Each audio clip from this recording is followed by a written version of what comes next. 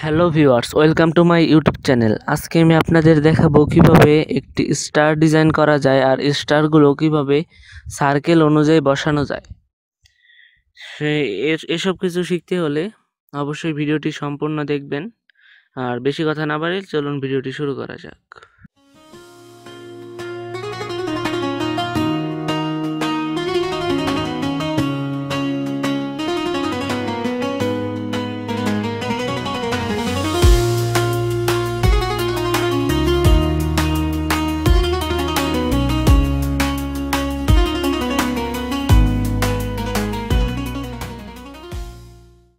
সর্বপ্রথম Adobe Illustrator সফটওয়্যারটি open করব, তারপর একটি নিউ ডকুমেন্ট ক্রিয়েট করব।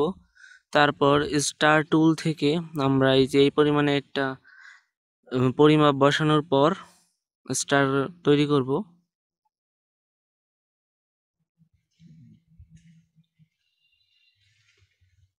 তারপর অ্যালাইন করে দিব,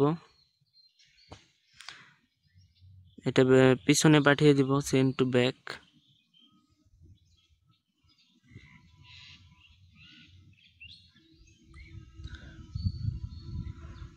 তারপর স্টার এক সাইডে বসাবো, মানে উপরের দিকে নিব কিবোর্ড দিয়ে। তারপর রোটেট টুল থেকে সিলেক্ট করব, করে অল্ট প্রেস করে ক্লিক করব।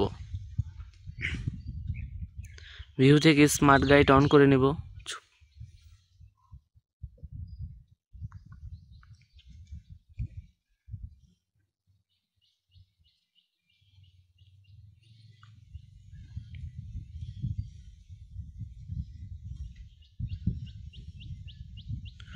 স্মার্ট গাইড অন করার পর রোটেট টুল করার পর তারপর এই যে আমরা সেন্টার বরাবর এসে পড়েছি, অল্ট প্রেস করে ক্লিক করব।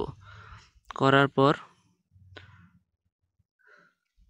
360 ভাগ আমরা যতগুলো স্টার বসাবো অত লিখব। আমি এখানে 10টা স্টার বসাবো, তাই ভাগ লেখার পর কপি করে দিলে হবে।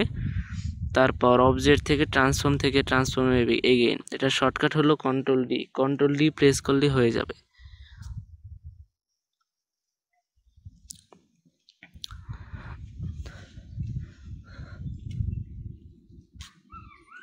আমরা কপি করব, করার পর আবার পেস্ট ইন ফন্ট করব, ওই জায়গায় আর একটা কপি পেস্ট হবে। এইভাবে কিছুটা সমস্যা হচ্ছে অবশ্য।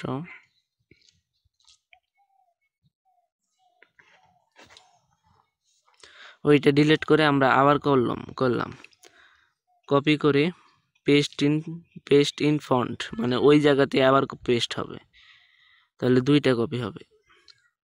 এই পর্যন্ত করলাম। শিফট আর অল্ট প্রেস করে কিছুটা বড় করে দিলাম নিজের পরিমাণ মতো। করার পর অ্যালাইন করে দিলাম।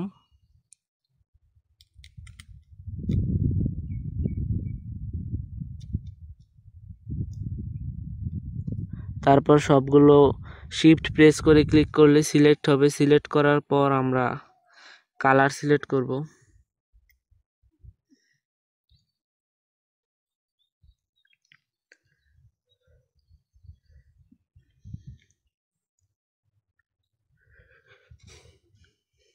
আমি এখানে বাংলাদেশের ফ্ল্যাগের কালারগুলো সিলেক্ট করছি। তারপর আমাদের কাজ প্রায় কমপ্লিট। সবগুলো একসাথে সিলেক্ট করে স্ট্রোক নান করে দিব।